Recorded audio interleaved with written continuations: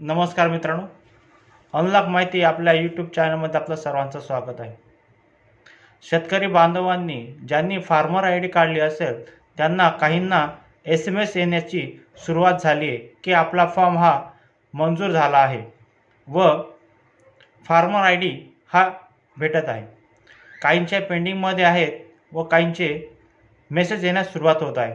तरी ज्या शेतकरी बांधवांनी फार्मर आय डी काढला नसेल त्यांनी फार्मर आय डी हा काढून घेणं अनिवार्य आहे. जर फार्मर आय डी जर काढला नसेल तर आपल्याला पीक कर्ज, PM किसानचे अनुदान, बोंडअळी, लाल्या रोग याचे अनुदान व पीक कर्ज हे भेटणार नाही. तरी सर्व शेतकरी बांधवांना माझी विनंती आहे, त्यांनी सर्वांनी आपले फार्मर आय डी काढून घेणं अनिवार्य आहे. धन्यवाद.